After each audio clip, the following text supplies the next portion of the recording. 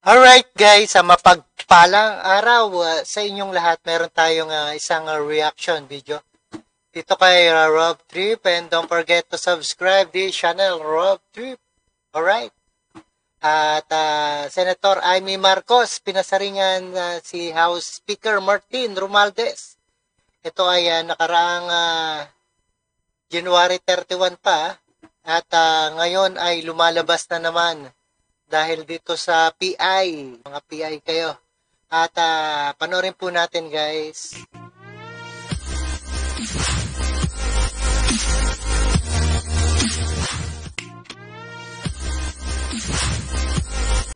Alright guys, sa mapagpalang araw sa inyong lahat. Time check, 9:58 AM. It's Sunday. Ayan, 8/12/2024. Ayan, 12/8. 8 na pala ngayon, 8. Immaculate Conception ngayon, Immaculate, no? Alright? Alright, isang tinawag ni Senator Amy Marcos na ang kapal na muka na nasabing walang pakialam ang Senado sa People's Initiative. Ayan. Sabi ni Amy Marcos. At nagsorry naman Davao City Mayor Baste. Duterte sa Senado. Senadora, kasunod ang tirada nito sa President Bongbong Marcos. Ayan.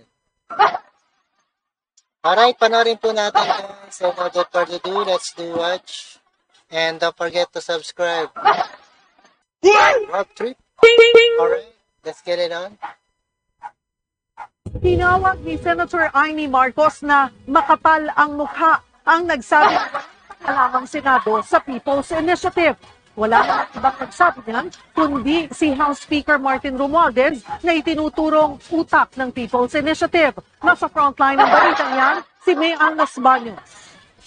Sino man magsabi na walang paki ang Senado sa usaping ito, isa lang ang masasabi ko.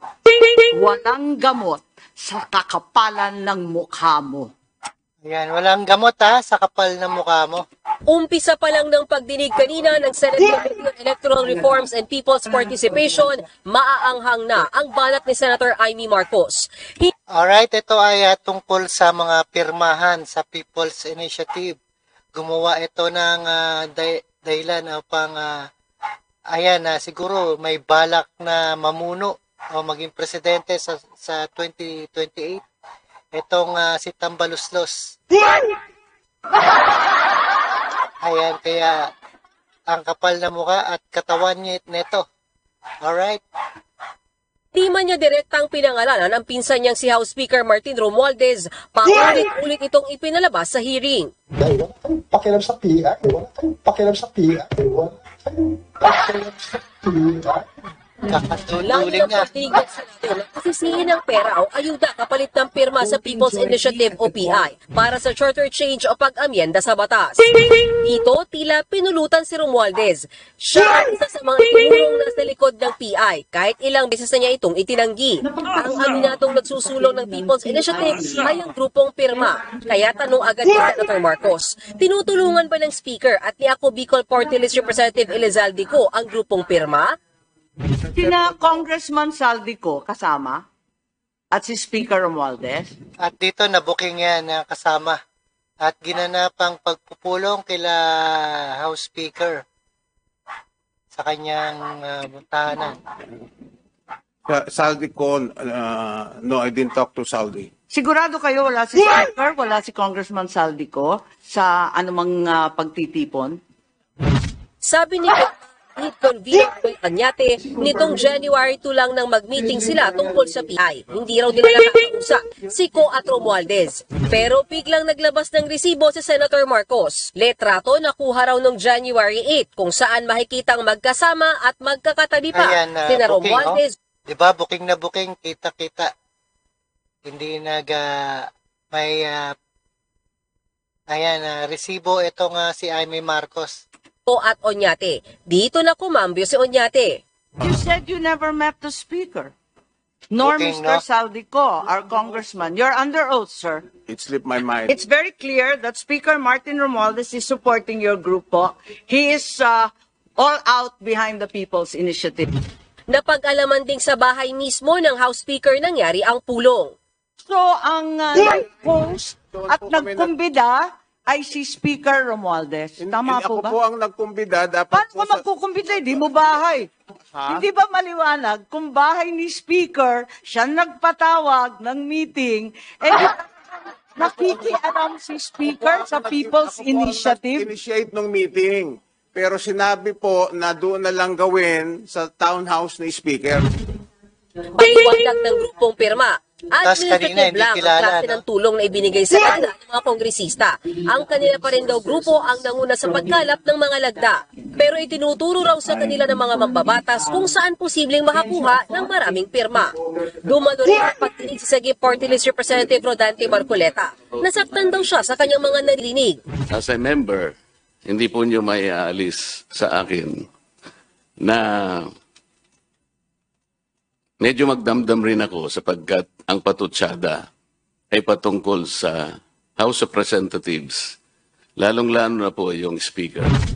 Pero kung mapatunayang mang si Romualdez nga ang utak ng People's Initiative, si Marcoleta raw mismo ang kikilos. I will probably request him to step down. Sa isang punto, Dapat in-step down na yan noon pa man, di ba? nagkainitan si Marcoleta at ilang senador dahil ayaw raw ng Senado na makipagpulong sa Kamara sa pamamagitan ng Constituent Assembly. As Senate President, as the leader of this institution, I can categorically state that we have not refused any measures. Matter of fact, I filed last week RBH 6, which is to discuss economic provisions of the Constitution. So, Only to change your mind 3 days later, Mr. did President. I ever say, for the record, did I ever say I'm no longer pursuing this? Please cite the record that I said. Sa kabila niyan, isa namang attorney Anthony Abad ang itinuturo ni Marcoleta na dapat paharapin ng Senado. Si Abad daw ang pangalang nakalagay sa mga papel na pinapipirmahan sa mga tao. Nauna nang ipinatawag ng Senado si Attorney Abad pero nasa labas daw siya ng bansa kaya pinasabina na siya ng Senate Committee on Electoral Reforms para humarap sa susunod na Ayan, dapat talagang umarap yan. Kasabay si niyan, Abad. hiningi na rin ng mga senador ang listahan ng mga nag-donate para mabayaran ng TV ad na ipinalabas ng pirma kaugnay pa rin sa charter change. Ayon Alright guys, ayan, napanood at napakinggan po natin. At nabuking si Tambaloslos, Speaker Martin Romualdez, sa kanyang PI, People's Initiative. At tinawag ni Senator Amy Marcos na makapal ang muka. Parang bayawak, no? Ayan, makapal ang muka. Alright, maraming salamat sa panonood at pakinig. This is your friendly neighborhood Rob Trip tayo. And don't forget to subscribe, Rob Trip. Alright, thank you so much sa inyong lahat. And peace out. See you again sa ating the next one.